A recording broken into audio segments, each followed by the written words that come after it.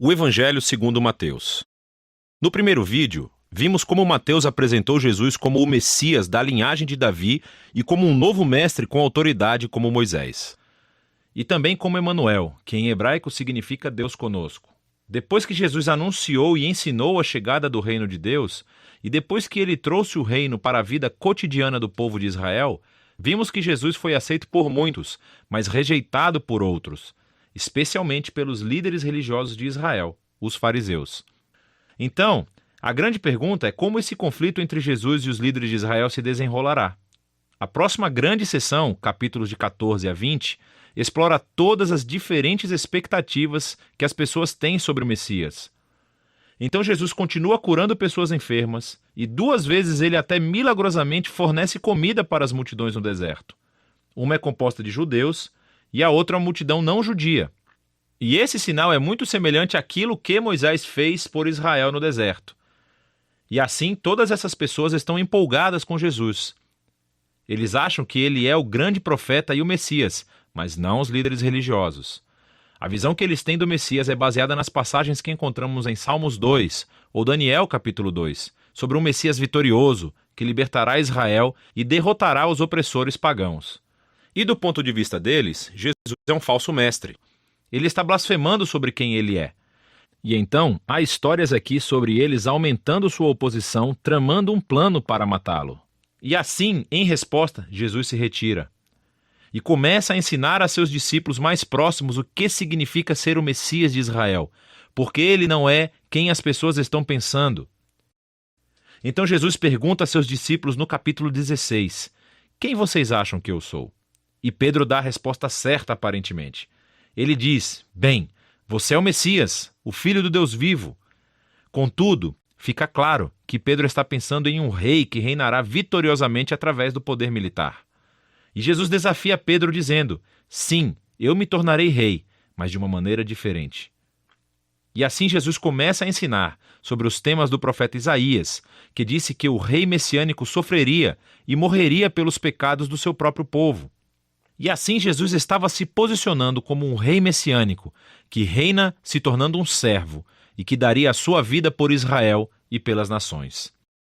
Bom, Pedro e os discípulos praticamente não entendem. E assim Jesus entra no 4º bloco de ensinamentos, seguido por uma série de ensinamentos depois disso. E estes são todos sobre a natureza do reino invertido messiânico de Jesus, que inverte todos os nossos sistemas de valores.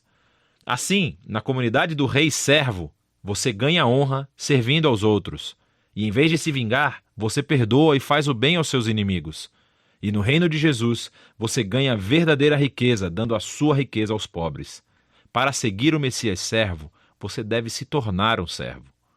Na próxima sessão, vemos os 2 reinos entrarem em conflito, o reino de Jesus e o do líder de Israel.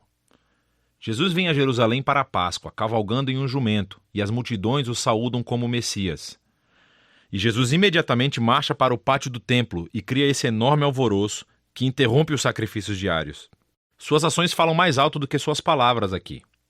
Como rei de Israel, Jesus estava afirmando sua autoridade real sobre o templo, o lugar onde Deus e Israel se reuniam.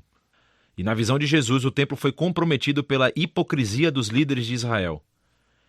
E aqui ele está desafiando a autoridade deles e, naturalmente, eles estão profundamente ofendidos. E assim, eles tentam encurralar Jesus e envergonhá-lo no debate público, mas falham.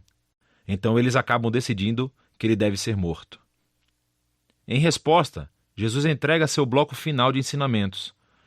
Primeiro ele oferece uma crítica impetuosa aos fariseus e sua hipocrisia.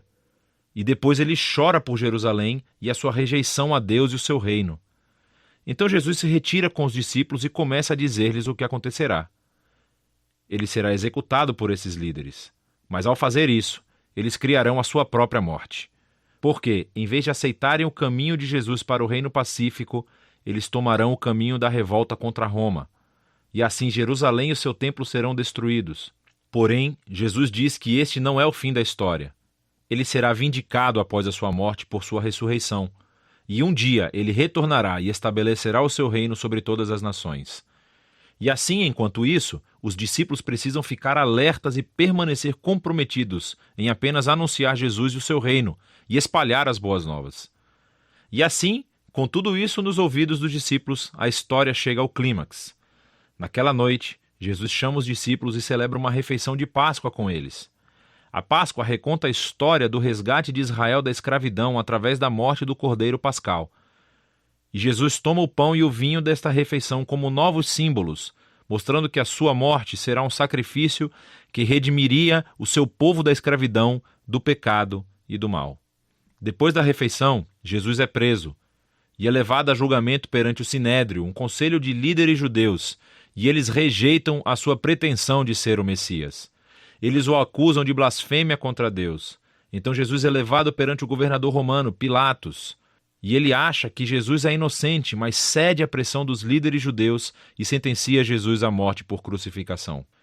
Então Jesus é levado pelos soldados romanos e crucificado. Você notará aqui nessa seção que, assim como Mateus fez nos capítulos iniciais, ele aumenta o número de referências ao Antigo Testamento.